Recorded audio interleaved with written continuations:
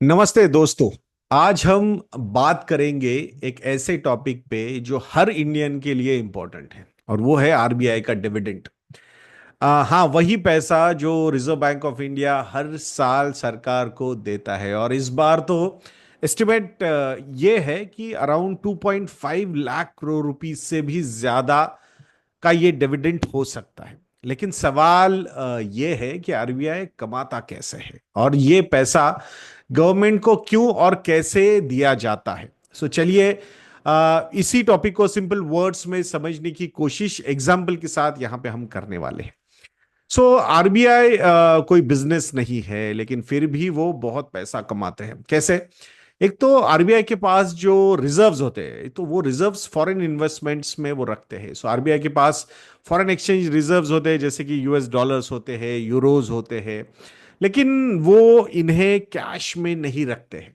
So RBI in dollars को US की treasury bonds में या फिर दूसरे safe government bonds, European bonds हो, यूके के बॉन्ड्स हो, स्विस बॉन्ड्स हो, तो वहां पे आरबीआई इन पैसों को इन्वेस्ट करते हैं और जहां से आरबीआई को इन इन्वेस्टमेंट्स पे इंटरेस्ट इनकम मिलता है। सो एग्जांपल के तौर पे अगर आरबीआई के पास 500 बिलियन डॉलर्स के रिजर्व है, 500 बिलियन डॉलर्स के रिजर्व है और 3% का इंटरेस्ट इस पे आरबीआई को मिल रहा है। सो ओवरऑल आरबीआई की जो कमाई होगी इन इन्वेस्टमेंट्स पे, आरबीआई के 500 बिलियन डॉलर्स के रिजर्व्स पे, that would be around 15 billion dollars. तो अगर इसको रुपीज में कन्वर्ट करेंगे so that number would be around 1.25 lakh crore. ये सिर्फ फॉरेन इन्वेस्टमेंट से इतना इनकम आरबीआई को मिलता है। प्लस आरबीआई के पास इंडियन गवर्नमेंट के बॉन्ड्स भी होते हैं, तो आरबीआई खुद भी इंडियन गवर्नमेंट्स के बॉन्ड्स रखता है और उन पे भी आरबीआई को इंटरेस्ट मिलता है। तीसरा जो यहाँ पे इनकम स्रोत है वो है फॉरेक्स ट्रेडिंग पॉइंट। जब आरबीआई रुपी को स्टेबल करने के लिए या तो डॉलर्स को बेचता है या फिर डॉलर्स को खरीदता है, तो इस ट्रेड में भी आरबीआई को प्रॉफिट होता है। जैसे आरबीआई ने अगर डॉलर्स खरीदे होंगे 80 रुपए, $1 इक्वल टू 80 रुपीज, और अगर वो 88, 87, 88 पे अभी बेच रहे हैं ताकि रुपी को स्टेबलाइज करने के लिए, तो ऑब्वियसली जो बाइंग लोअर लेवल पे हुई है, सेलिंग हायर पे लेवल पे हुई है, तो इसमें भी आरबीआई को ट्रेडिंग प्रॉफिट मिलता है। चौथा जो सोर्स है इनकम का वो है फीस या पेनाल्टीज या फिर अदर चार्जेस, बैंक्स पे पेनाल्टी लगाना या फिर लाइसेंसिंग फीस लेना और दूसरी रेगुलेटरी चार्जेस से भी आरबीआई को कमाई यहां पे मिलती है। अब डिविडेंड बनता कैसे, इसके बारे में बात करेंगे। सो आरबीआई की इनकम तो समझ गए, अब समझते हैं कि डिविडेंड कैसे बनता है।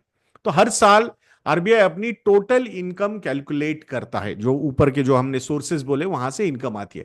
देन उस पे उसमें से जो ऑपरेटिंग एक्सपेंसेस होते हैं उसको माइनस किया जाता है, जैसे कि स्टाफ सैलरी या एडमिनिस्ट्रेशन कॉस्ट एटसेट्रा।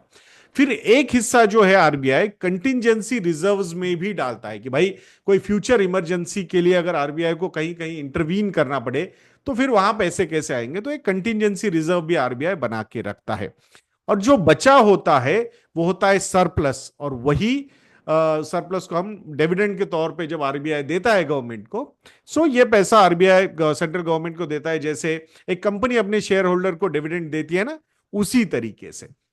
अब इसको थोड़ा सा सिंपल एग्जांपल के साथ समझने की कोशिश करते हैं। तो टोटल इनकम जो है आरबीआई का, से suppose it is 4 lakh crore rupees, और उसमें से जो ऑपरेटिंग एक्सपेंडिचर है ना, salary, staff salary etcetera, admin expenditure, तो वो अगर सपोज 20,000 करोड़ रुपए का है तो वो हमने 4 लाख करोड़ में से माइनस कर दिया।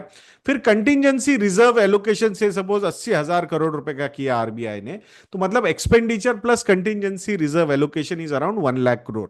सो 4 लाख करोड़ रुपए का जो टोटल इनकम है उसमें से 1 लाख करोड़ गया तो बचा 3 लाख करोड़। यही वो पैसा है जो सरकार को मिलता है। सो 3 लाख करोड़ का डिविडेंड एग्जाम्पल है, ये एग्जैक्टली ऐसा ही आएगा, I am not saying, but ये पैसा जो जाता है वो डिविडेंड के फॉर्म में जाता है।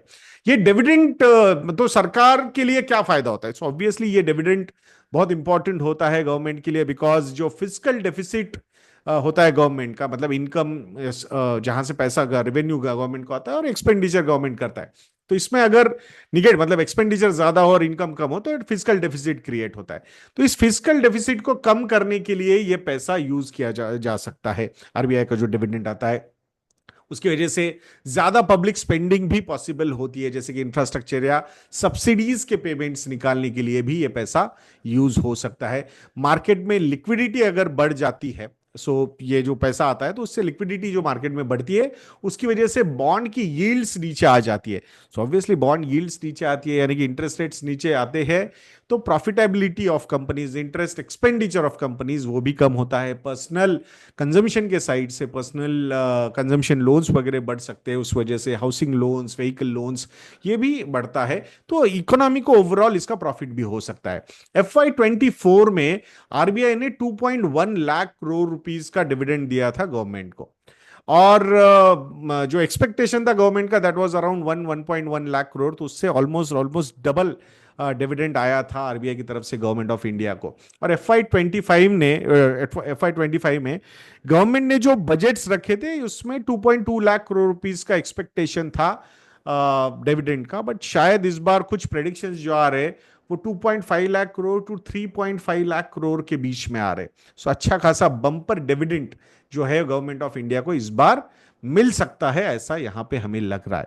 सो दोस्तों, अगले बार जब आप न्यूज में सुनो कि आरबीआई ने गवर्नमेंट को डिविडेंड दिया है, तो समझ जाना ये पैसा आया है आरबीआई की इन्वेस्टमेंट से और स्मार्ट रिस्क मैनेजमेंट से भी। आरबीआई एक साइलेंट वॉरियर है जो सरकार को पैसा देता है बिना टैक्स बढ़ाए। और अगर ये वीडियो इंफॉर्मेटिव लगा हो तो लाइक करो, शेयर करो, सब्सक्राइब करना बिल्कुल मत भूलना दोस्तों। और आपको अगर आरबीआई का कौन सा रोल सबसे ज्यादा पसंद आता है या इंटरेस्टिंग लगता है, ये कमेंट सेक्शन में भी लिखना मत भूलिएगा। तो ऐसे वीडियोस के लिए चैनल पे बने रहिए, और नेक्स्ट वीडियो तक के लिए मुझे आज्ञा दीजिए दोस्तों। जय हिंद।